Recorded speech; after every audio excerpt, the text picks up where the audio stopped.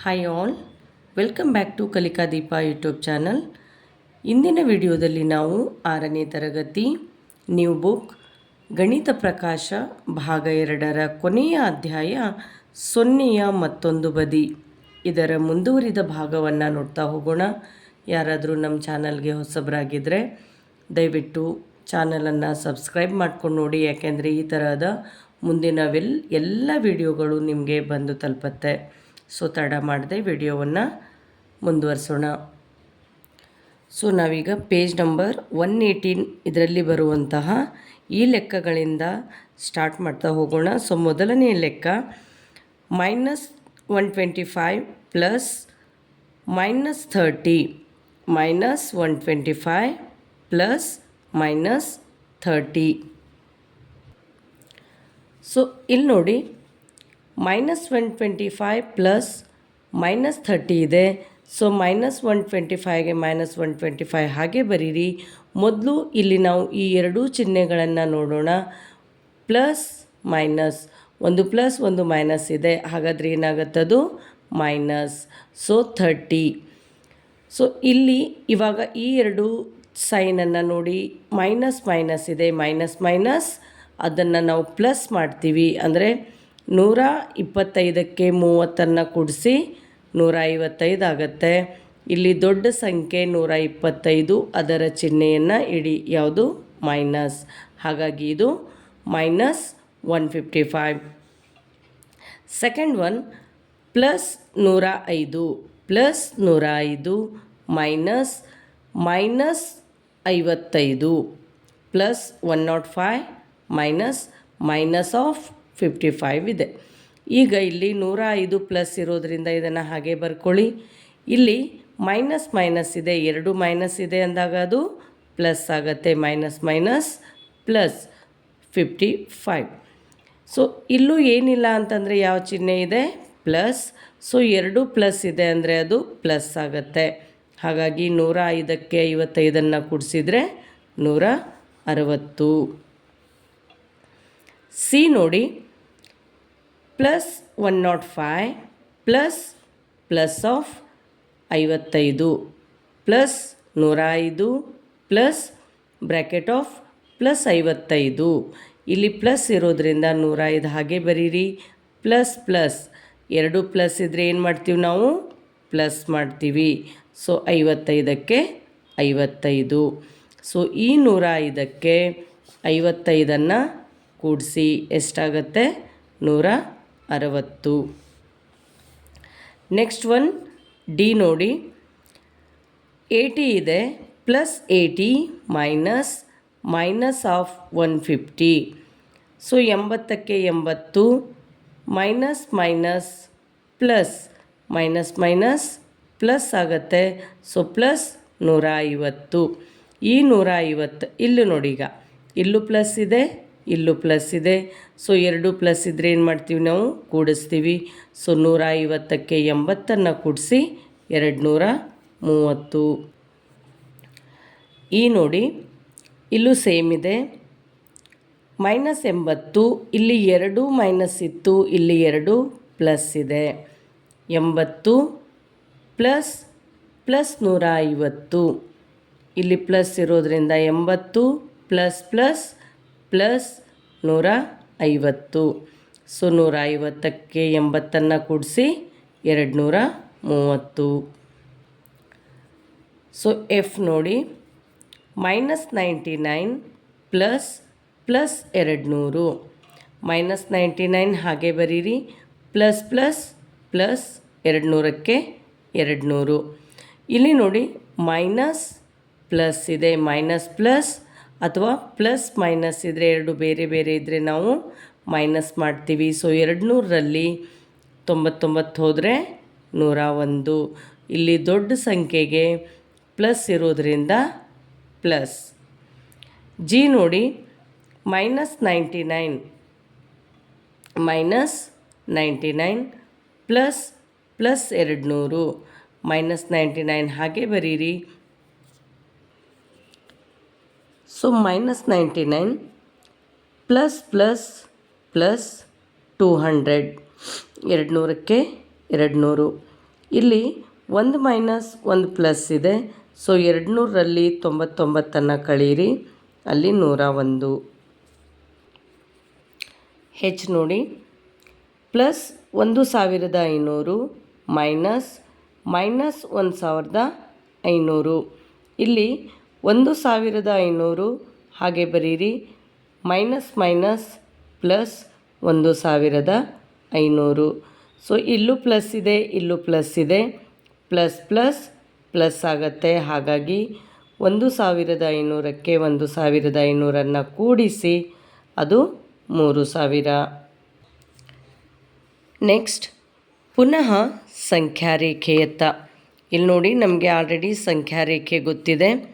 ಇಲ್ಲಿ ಮಧ್ಯ 0 ಇರುತ್ತೆ. 0ದ ಈ ಕಡೆ ಬಲಭಾಗ, 0ನ ಬಲಭಾಗ ಧನ ಸಂಖ್ಯೆಗಳಿರುತ್ತೆ, ಹಾಗೂ 0ನ ಎಡಭಾಗ ಋಣ ಸಂಖ್ಯೆಗಳಿರುತ್ತೆ. ಸೊ ನಮ್ಗೆ ಆಲ್ರೆಡಿ ಸಂಖ್ಯಾರೇಖೆ ಗೊತ್ತಿದೆ. ಸೊ ಇದೇ ಸಂಖ್ಯಾರೇಖೆಯನ್ನು ಬಳಸ್ಕೊಂಡು ಕೆಲವೊಂದಿಷ್ಟು ಲೆಕ್ಕಗಳನ್ನು ಮಾಡ್ತಾ ಹೋಗೋಣ. ಲೆಕ್ಕಾಚಾರ ಮಾಡಿ. ಇಲ್ಲಿ ಒಂದು ಸಂಖ್ಯಾರೇಖೆಯನ್ನು ಕೊಟ್ಟಿದ್ದಾರೆ. ಮೊದಲನೇ ಪ್ರಶ್ನೆ, ಮೇಲಿನ ಸಂಖ್ಯಾರೇಖೆಯಲ್ಲಿ 3 ಧನ ಸಂಖ್ಯೆಗಳನ್ನು ಮತ್ತು 3 ಋಣ ಸಂಖ್ಯೆಗಳನ್ನು ಗುರುತಿಸಿ. ಇಲ್ಲಿ ಕೊಟ್ಟಿರುವಂತಹ ಈ ಸಂಖ್ಯಾರೇಖೆಯಲ್ಲಿ 3 ಧನ ಸಂಖ್ಯೆಗಳು ಪಾಸಿಟಿವ್ ನಂಬರ್ಸ್ ಮತ್ತು 3 ನೆಗೆಟಿವ್ ನಂಬರ್ಗಳನ್ನು ಗುರುತಿಸಿ ಅಂತ ಹೇಳಿದ್ದಾರೆ. ಗುರ್ತು ಮಾಡೋಣ. ಸೊ ನಿಮಗೆ ಇಷ್ಟ ಬಂದಂತಹ 3 ಧನ ಸಂಖ್ಯೆಗಳು 1, 3 ಆಗಿರ್ಬೋದು, ಅಥವಾ 6, ನಿಮಗಿಷ್ಟ ಬಂದಂತಹ 3 ಧನ ಸಂಖ್ಯೆಗಳು. ಇಲ್ಲಿ ನಿಮಗೆ ಇಷ್ಟ ಬಂದಂತಹ 3 ಋಣ ಸಂಖ್ಯೆಗಳು -2, -5 ಅಥವಾ -7. ಇದನ್ನು ಈ ರೀತಿ ಪ್ರಶ್ನೆ ಬರೆದಾದ ಮೇಲೆ ಇವುಗಳನ್ನು ಗುರ್ತು ಮಾಡಿ. ನೆಕ್ಸ್ಟ್ ಒನ್, ಮೇಲಿನ ಸಂಖ್ಯಾರೇಖೆಯಲ್ಲಿ ಗುರುತಿಸಲಾದ 3 ಋಣ ಸಂಖ್ಯೆಗಳನ್ನು ಈ ಬಾಕ್ಸ್ನಲ್ಲಿ ಬರೆಯಿರಿ. ಈಗ ನಾವು ಯಾವ್ಯಾವ್ದು ಗುರ್ತು ಮಾಡಿದ್ದೀವಿ? -2, ನೆಕ್ಸ್ಟ್ -5, ನೆಕ್ಸ್ಟ್ ಒನ್ -7. ಇವಿಷ್ಟು ನಾವು ಗುರ್ತು ಮಾಡಿದಂತಹ 3 ಋಣ ಸಂಖ್ಯೆಗಳು, ಮೀನ್ಸ್ ನೆಗೆಟಿವ್ ನಂಬರ್ಸ್. ಮೂರನೇ ಪ್ರಶ್ನೆ, 2 ದೊಡ್ಡದು -3ಕ್ಕಿಂತ ಆಗಿದೆಯೇ? ಈ +2 -3ಕ್ಕಿಂತ ದೊಡ್ಡದಾ? ಹಾಗಾದರೆ ಏಕೆ? ಮತ್ತೊಂದು -2ಕ್ಕಿಂತ +3 ದೊಡ್ಡದೇ? ಹಾಗಾದರೆ ಏಕೆ? ಅದಕ್ಕೊಂದು ರೀಸನ್ ಕೊಡಬೇಕು ನಾವು. ಸೊ ನಾವು ಅದಕ್ಕೆ ಕಾರಣ ಕೊಡಬೇಕು. ಇಲ್ಲಿ ನೋಡಿ, 2 ದೊಡ್ಡದು ಯಾವುದಕ್ಕಿಂತ? -3ಕ್ಕಿಂತ. ನಮಗೆ ಗೊತ್ತಿದೆ 0ಕ್ಕಿಂತ ಕೆಳಗಿನ ಅಥವಾ ಎಡಭಾಗದಲ್ಲಿರುವಂತಹ ಸಂಖ್ಯೆಗಳು ಅವು ಋಣ ಸಂಖ್ಯೆಗಳು. ಋಣ ಸಂಖ್ಯೆಗಳು ಯಾವಾಗಲೂ ಕೂಡ 0ಕ್ಕಿಂತನೂ ಅವುಗಳ ಬೆಲೆ ಕಡಿಮೆ. ಹಾಗಾಗಿ ಇಲ್ಲಿ +2 ಇದೆ, ಹಾಗಾಗಿ ಇದರ ಬೆಲೆ ಜಾಸ್ತಿ ಇದೆ. ಹೌದು, ಏಕೆಂದರೆ -3 +2ಕ್ಕಿಂತ ಚಿಕ್ಕದು. ಅಂದರೆ -3 0ಕ್ಕಿಂತ ಕೆಳಗಿದ್ದು ಅದು ಋಣ ಸಂಖ್ಯೆ ಆಗಿದೆ. -2 ಚಿಕ್ಕದು +3ಕ್ಕಿಂತ, ಹೌದಲ್ವಾ? ಹೌದು, -2 +3ಕ್ಕಿಂತ ಚಿಕ್ಕದು, ಏಕೆಂದರೆ -2 0ಕ್ಕಿಂತ ಕೆಳಗಿದ್ದು ಅದು ಋಣ ಸಂಖ್ಯೆಯಾಗಿದೆ. ಋಣ ಸಂಖ್ಯೆಗಳು 0ಕ್ಕಿಂತನೂ ಕಡಿಮೆ ಬೆಲೆಯನ್ನು ಹೊಂದಿದ್ದಾವೆ. 4ನೇ ಪ್ರಶ್ನೆ, ಇವು ಎಷ್ಟು? ಅಂದರೆ ಇವುಗಳ ಬೆಲೆಯನ್ನು ಕಂಡುಹಿಡಿಬೇಕು. -5 + 0. -5ಕ್ಕೆ ಇಲ್ಲಿ ನೋಡಿ, ಒಂದು ಮೈನಸ್ ಇನ್ನೊಂದು ಪ್ಲಸ್ ಇದ್ದರೆ ನಾವು ಮೈನಸ್ ಮಾಡ್ತೀವಿ. ಸೊ 5ರಲ್ಲಿ 0 ಹೋದರೆ 5 ದೊಡ್ಡ ಸಂಖ್ಯೆ, ಚಿಹ್ನೆ ಮೈನಸ್. ಇಲ್ಲಿ ನೋಡಿ, ಇದು ಮೊದಲನೇ ಲೆಕ್ಕ. So -5 +7 plus -7. 7ಕ್ಕೆ 7, ಒಂದು ಪ್ಲಸ್ ಮೈನಸ್ ಪ್ಲಸ್ ಮೈನಸ್ -7. +7ರಲ್ಲಿ -7 ಹೋದರೆ 0. Third one, -10 + 20. ಒಂದು ಮೈನಸ್ ಒಂದು ಪ್ಲಸ್ ಇದೆ, ಮೈನಸ್ ಪ್ಲಸ್ ಮೈನಸ್. ಸೊ 20ರಲ್ಲಿ 10 ಹೋದರೆ 10. ಇಲ್ಲಿ ದೊಡ್ಡ ಸಂಖ್ಯೆ 20, ಹಾಗಾಗಿ ಇಲ್ಲಿ ಪ್ಲಸ್. ಏನು ಇಲ್ಲಿ ಯಾವ ಚಿಹ್ನೆ ಇಲ್ಲ ಅಂದರೆ ನಮಗೇನು ಇಲ್ಲಿ ಪ್ಲಸ್ ಇದೆ ಅಂತ ಅರ್ಥ. Next one 10 - 20 plus minus minus. So 20ರಲ್ಲಿ 10 ಹೋದರೆ 10. ಇಲ್ಲಿ ದೊಡ್ಡ ಸಂಖ್ಯೆಗೆ ಮೈನಸ್ ಇರೋದ್ರಿಂದ minus. Next one 7 minus of 7. 7ಗೆ 7 ಬರೀರಿ, ಮೈನಸ್ ಮೈನಸ್ ಪ್ಲಸ್ ಆಗುತ್ತೆ, ಹಾಗಾಗಿ 7 plus 7 plus 7 plus 14. Sixth one -8 -10. -8 minus minus plus, 10ಕ್ಕೆ 10 ಮೈನಸ್ ಪ್ಲಸ್ ಮೈನಸ್. ಸೊ 10ರಲ್ಲಿ 8 ಹೋದರೆ 2. ಇಲ್ಲಿ ದೊಡ್ಡ ಸಂಖ್ಯೆಗೆ ಪ್ಲಸ್ ಸೈನ್ ಇರೋದ್ರಿಂದ +2. ನೆಕ್ಸ್ಟ್ ಒನ್ ಕೂಡಲು ಮೀನ್ಸ್ ಸಂಖ್ಯೆಗಳನ್ನು ಕೂಡಿಸಲು ಮತ್ತು ಕಳೆಯಲು ಗುರುತು ಹಾಕದ ಸಂಖ್ಯಾರೇಖೆಯನ್ನು ಬಳಸುವುದು. ಈಗಿಲ್ಲಿ ನಾವು ಈ ರೀತಿ ಗುರುತು ಮಾಡಿದಂಥ ಸಂಖ್ಯಾರೇಖೆಯನ್ನು ಬಳಸಿದ್ವಿ. ಈಗ ಕೂಡಿಸಲು ಮತ್ತು ಕಳೆಯಲು ಗುರುತೇ ಮಾಡಿಲ್ಲದ ಈ ರೀತಿ ಬರೀ 0 ಇರುವಂತಹ ಈ ರೀತಿ ಗುರುತು ಮಾಡದೇ ಇರುವಂತಹ ಸಂಖ್ಯಾರೇಖೆಯನ್ನು ಬಳಸಿ ನಾವು ಹೇಗೆ ಸಂಖ್ಯೆಗಳನ್ನು ಕೂಡಿಸಬಹುದು ಮತ್ತು ಕಳೆಯಬಹುದು ಅನ್ನೋದನ್ನು ನೋಡ್ತಾ ಹೋಗೋಣ. ಈ ಉಕ್ತಿಗಳನ್ನು ಮೌಲ್ಯಮಾಪನ ಮಾಡಲು ಗುರುತು ಮಾಡದ ಸಂಖ್ಯಾರೇಖೆಯನ್ನು ಬಳಸಿ. ಮೊದಲನೇದ್ದು -125 ಪ್ಲಸ್ -30. ಇಲ್ಲ ಆನ್ಸರ್ ನಾನು ಬರೆದಿದ್ದೀನಿ, ಬಟ್ ಈ ಆನ್ಸರ್ ಹೇಗೆ ಬರುತ್ತೆ ಅನ್ನೋದನ್ನು ನಾವು ಈ ರೀತಿ ಸಂಖ್ಯಾರೇಖೆಯನ್ನು ಅಂದರೆ ಗುರುತು ಮಾಡದೇ ಇರುವಂತಹ ಸಂಖ್ಯಾರೇಖೆಯನ್ನು ಬಳಸಿ ಮಾಡೋಣ. ಇಲ್ಲಿ ನೋಡಿ -125 ಪ್ಲಸ್ -30. ಇಲ್ಲಿ ನೋಡಿ -125 ಇದೆ, ಸೊ -1 ಎರಡೂ ಇಲ್ಲೂ ಮೈನಸ್ ಇದೆ, ಇಲ್ಲೂ ಮೈನಸ್ ಇದೆ, ಹಾಗಾಗಿ ಇಲ್ಲಿ ನಾನು 0 ತಗೊಂಡಿಲ್ಲ. ಎರಡೂ ಮೈನಸ್ಸೇ ಇರೋದ್ರಿಂದ 0 ತಗೊಂಡಿಲ್ಲ. ಸೊ ಸ್ಟಾರ್ಟಿಂಗ್ ಎಲ್ಲಿದೆ -125 ಇದೆ. ಸೊ ಇಲ್ಲಿ ಅದಕ್ಕೆ ಕೂಡಿಸ್ತಾ ಇದ್ದೀವಿ ಎಷ್ಟನ್ನು -30. -30ನೇ ಕೂಡಿಸ್ಬೇಕಾಗಿರೋದ್ರಿಂದ ಮತ್ತು ಈ ಕಡೆನೇ ಬರುತ್ತದು. ಅಂದರೆ ಇಲ್ಲಿ ನೋಡಿ ಮೈನಸ್ ಮೈನಸ್ ಪ್ಲಸ್ ಮೈನಸ್ ಮೈನಸ್ಸೇ ಆಗುತ್ತೆ, ಹಾಗಾಗಿ ಈ -30 ಇದಕ್ಕೆ ಸೇರಿಸಿದರೆ ಎಷ್ಟಾಗುತ್ತೆ -155.